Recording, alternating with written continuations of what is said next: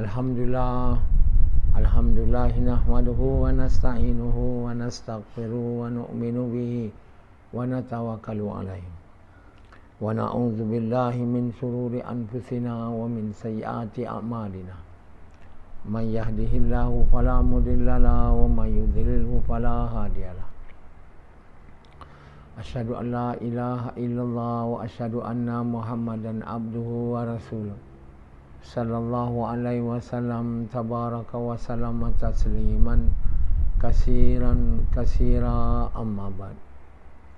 Bismillahirrahmanirrahim. Wa man ahsanu qawlan mimman da'a ila Allah wa amila salihan wa qala innani minal muslimin.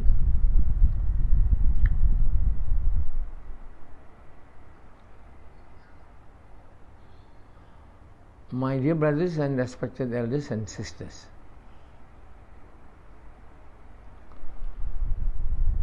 English is one of the very important languages in the world. It's widely used by so many people. The numbers who are knowing English increasing day by day because it's a means of communicating.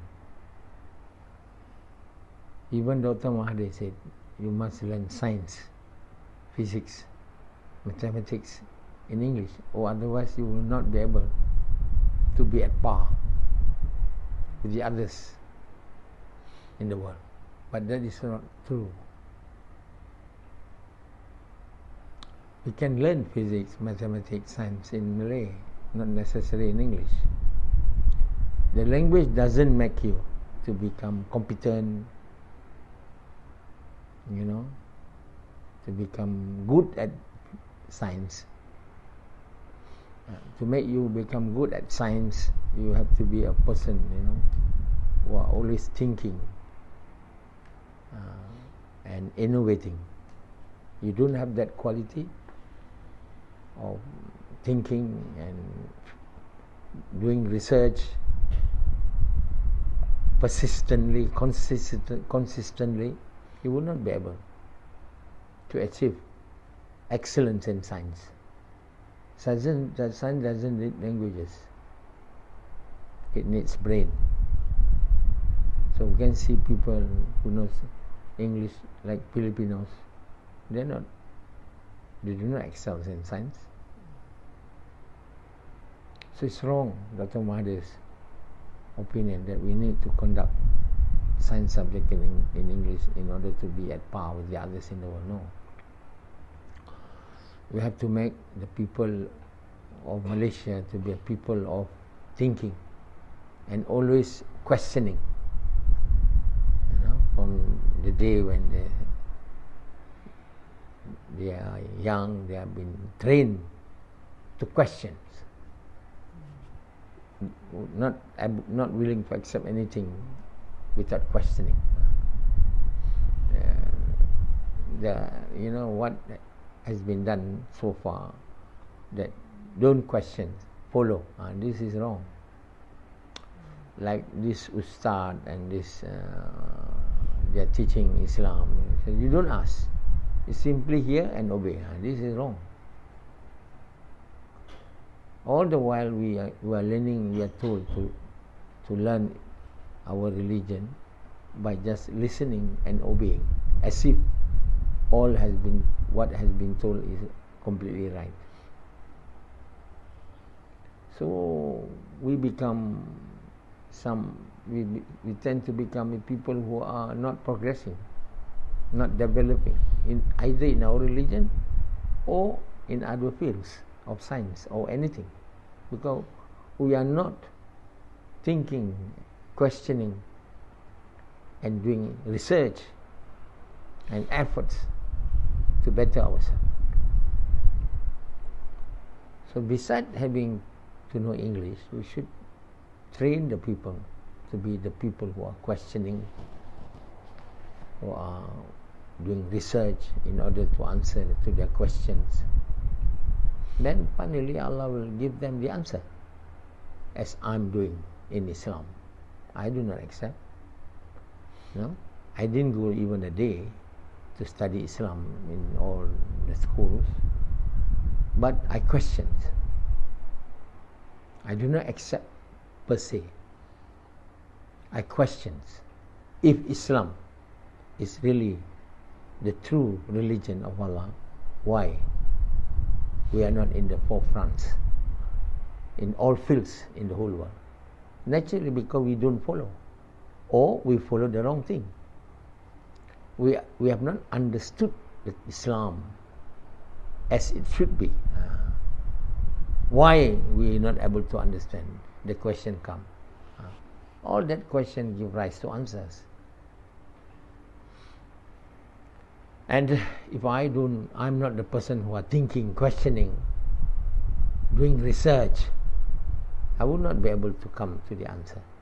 We will not be able to get the answer to all the problems that are facing us in the whole world.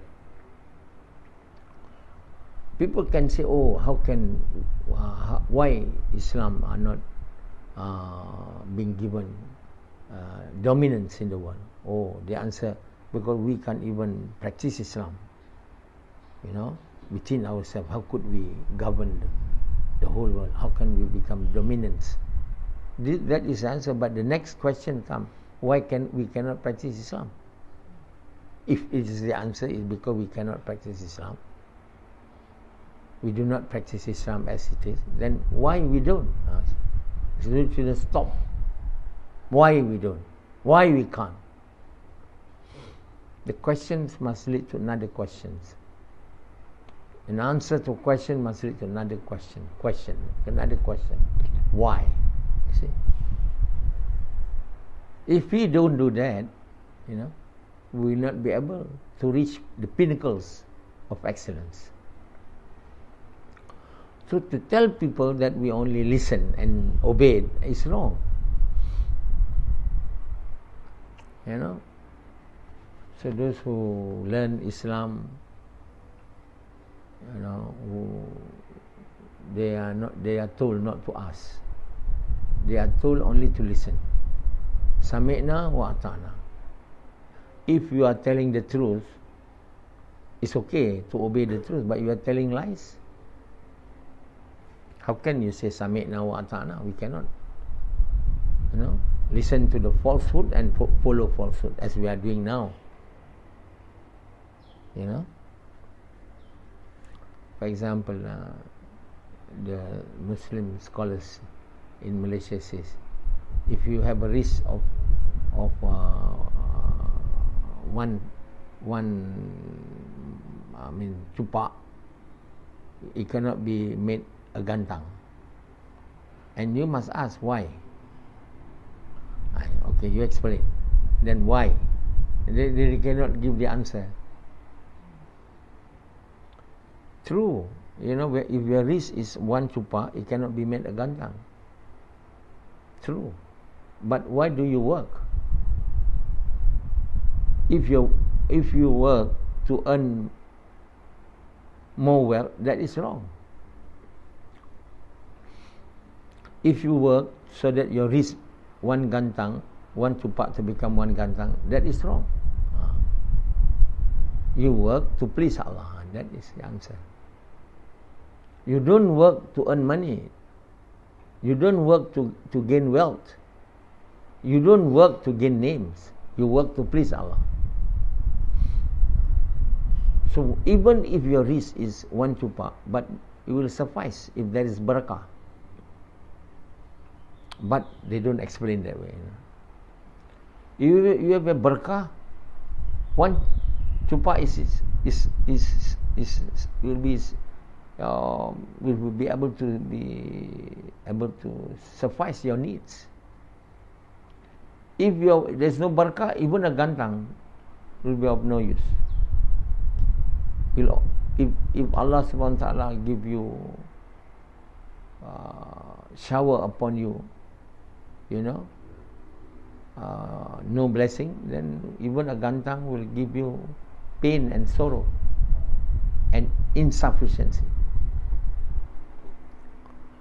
So we must teach the Muslims to work not to earn money.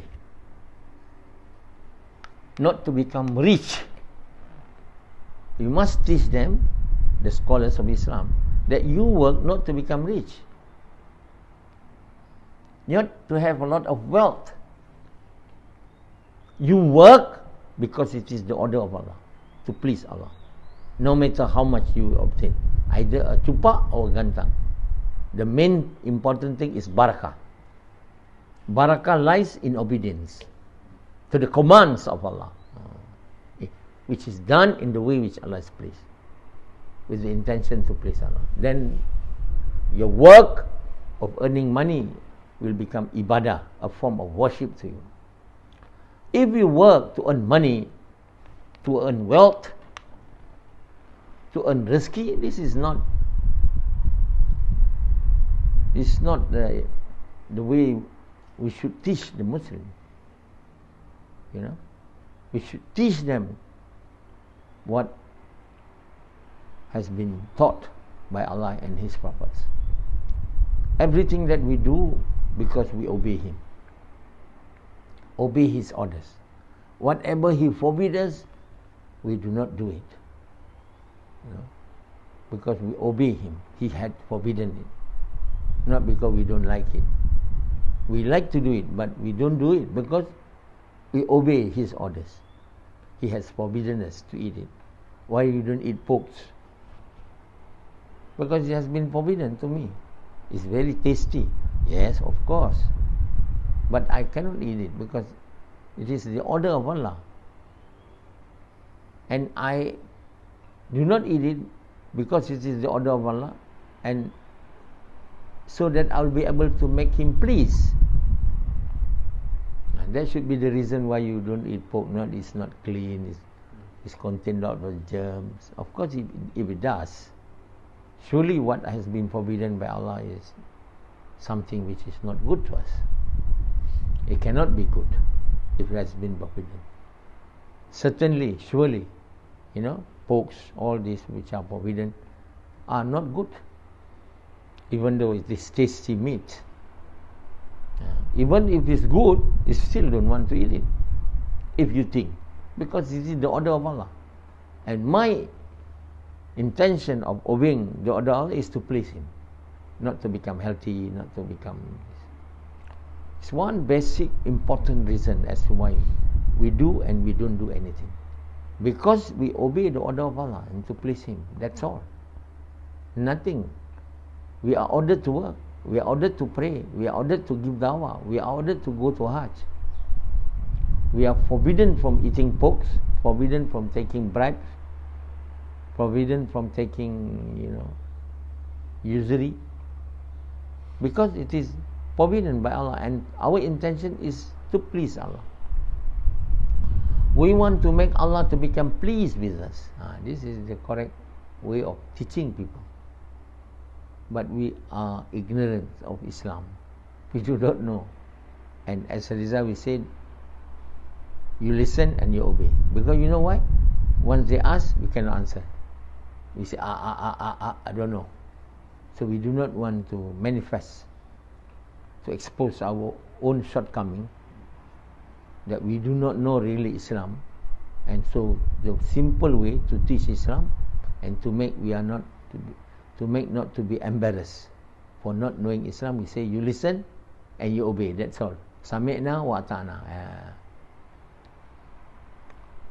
This is why everybody who are studying in the madrasa and in Pondok, in all these religious institutions, are coming out like morons. You know? They're coming out like morons, like machines, only reciting back whatever they've read, and then telling them people whatever they read in the book, and they open book after open book, as if the book is a real truth. The truth is the Quran. Why they don't open Quran? They don't understand it. The books, all the religious books, are actually interpretation of the Quran. Nothing near to Quran. And interpretation can be wrong. So when Muslims have no iman and no strong faith in Allah, you know, not strong iman, so they don't even understand Quran and they write books, and make wrong interpretation of the Quran. And when Muslim only resort to religious books, not Quran, they follow wrong thing. They go in the wrong path. And moreover, they were telling you, just listen and obey from what is written in the books by human being. So we must learn Quran.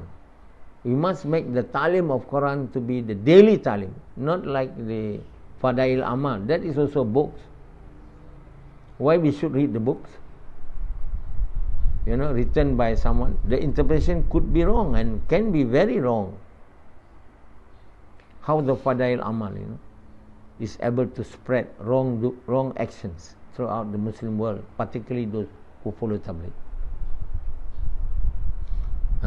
Saying that if you send your son or any of your daughter to become Hafiz, then the hadith says, and it's a wrong hadith, it's not Quran.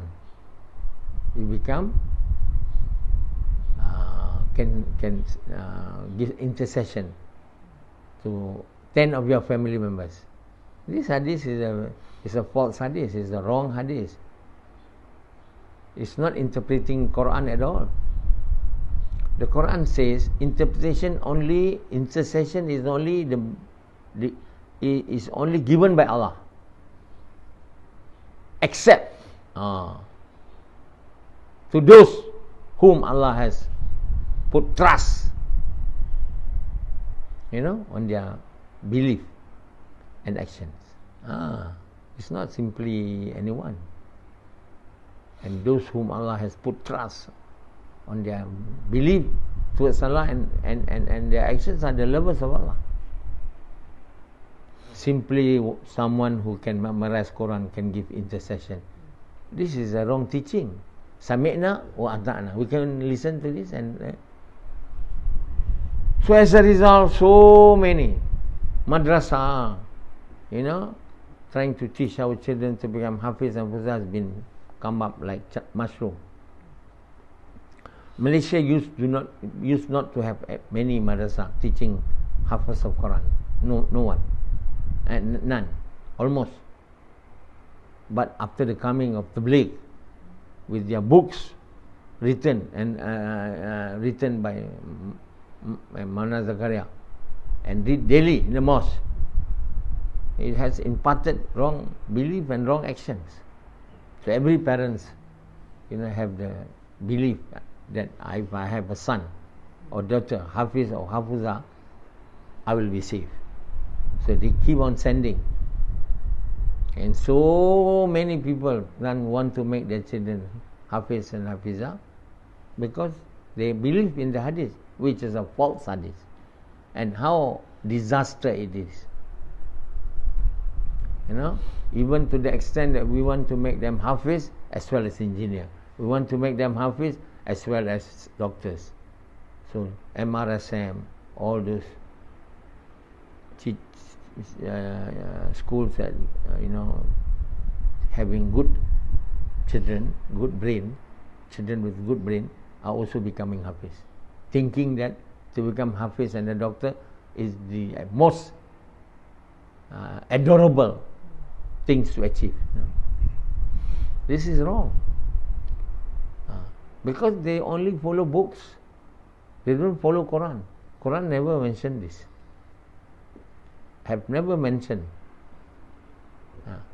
And to believe that one who can memorize Quran can give intercession is false. Even in the akhirat, if someone wanting to ask someone, for example, a prophet of Allah to give intercession to him or to her, that application has to be accepted by Allah. There is a period of waiting. Once you ask, I want this prophet to give intercession to me, the prophet is willing. But even then, you have to make application to Allah. Upon his permission, only that prophet can give intercession. Not as simple as you memorize Quran, you be able to intercede for others. So how this wrong belief has led to wrong actions? You know, even artists sending their children to become Hafiz Quran, sending their daughter Sharifah Aini, son become Ustad Hafiz. They say, oh, we are surely the hellfire, the dwellers of hellfire. Let our son or daughter become Hafiz. They may save us, give us intercession. With that belief, they send their daughters and children. And that is a wrong belief. The one who can give intercession, only the prophets of Allah who has become the lover of Allah, you know. Not all the prophets of Allah, the lovers of Allah too. Only few. How can tabligh, promote, become Hafiz, then they can give intercession? This is false, wrong. You must compare this hadith what is mentioned in the Quran. Since we do not know Quran, we don't understand, and we thought that hadith is a true hadith. It's not true hadith. A true hadith must be in line with Quran. It cannot be antagonizing to what is mentioned in the Quran. So we should stop having this belief that we have a daughter and son who are Hafiz and Hafizah, will be saved. 10 members of the family. It's a false hadith. Please erase it from that book. But it's still reading. People who do tabligh read it and they believe in it. On what basis they want to believe in it? On the basis hadith? No. Some hadith and many hadiths are false hadiths. So you must compare with Quran. That's why the ta'lim on the Quran is of supreme importance. But how can you have a ta'lim in Quran? You don't even understand it. If you read only the terjemahan or the translation of the Quran, you cannot understand it. You have to read the tafseer. Then you have to listen to the lecture on the tafsir of the Quran from correct mufassir. So you can read my tafsir, compare it with the others, and you see the difference. Allah with His grace has given me the tawfiq, to make tafsir of the Quran in English from the English translation of the Quran written by our 10 Muslim scholars in Malaysia, in English. From their translation, in translation of English, I interpret what they say. Some are also not that completely correct translation. I ask Allah whether it's correct or not. So with this, with the knowledge which Allah, ilham which Allah has given to me, and the device which Allah has given to me in order to know whether it's true or not, I have completed the tafsir of the Quran to 84 books, and one book is about 300 pages. You just imagine how big is, how great. Even my interpretation is not as interpret everything, no. So we must read this daily in our family, in the mosque. Once the COVID has subsided or been, must read. And if you are able, then you must translate this English into your language. In all over the world, there will be people who knows English, definitely, because English is widely spoken language. So you make some translation from there before you can really able to acquire the true translation of the English interpretation into your language. You have to start reading it, explaining it. The ta'lim on the Quran is of supreme importance, which we as Muslim as a ummah unable to do it until today, because there's not even any correct interpretation of the Quran has been made and written by anyone in the whole world. So we have been back behind time. Islam has been revealed 1400 years ago, and yet until today Only now we are able to read the correct interpretation of the Quran. You want to know is correct or not, you read it. Otherwise, you will not be able to know. Once you read it, then your heart will tell you, this is true, this is true, this is true, this is true. Because the truth and falsehood can never be the same. When you say when it is false, then you know it's false. Allah has made our hearts to conquer or to be in line with the truth. Our heart will never accept false. We may accept false, but our heart, our deep belief, will always be comfortable with the truth. Because our soul are made, the food of our soul is the orders of Allah. So it is only comfortable with the truth. It cannot be comfortable with the untruth or falsehood. Amri Rabbi. Now, someone asked what is soul? Allah answered, Amri Rabbi. It means the orders of Allah. So we read my tafsir of the Quran, you will find peace. You know? Azri, is that right? Say. Yes. You will find peace because it's true. If it is not true, there is restlessness. You compare with the tafsir done by Ibn Qasir and Jalan and my tafsir, then you know what I said. So, when it's true, you feel comfortable, at peace. At least, either you will be able to obey it or not, that's another matter. Whether you can obey it, it depends on your iman. That's why reading the Quran alone, not doing dawah, is useless. You have to read the Quran as well as you have to embark on the work of fulfilling the right of reciting the kalima, which I mentioned again and again, that you have to do the work of dawah or the work of fulfilling the right of reciting the kalima. There is no God except Allah. By going jawla or gash from house to house, from lane to lane, from villages to villages, from town to town, city and nation to nation, the whole world, inviting people to Allah for those who have not recited the kalima, and after reciting the kalima, inviting him to do the work which fulfill the right of reciting the kalima. And if they have recited the kalima, we remind them about the meaning of the kalima, and then we have to invite them to do the work which will fulfill the right of reciting the kalima. And it's all completely, it is all mentioned in my blog, in the tafsir also. So you can read it, and when you obey and you do the work which fulfill the right of reciting the kalima in the way Muhammad sallallahu alaihi wasallam, with the sacrifice of your wealth and time, attention to please Allah, until Allah is pleased with you, Allah will make the kalima to enter into your heart.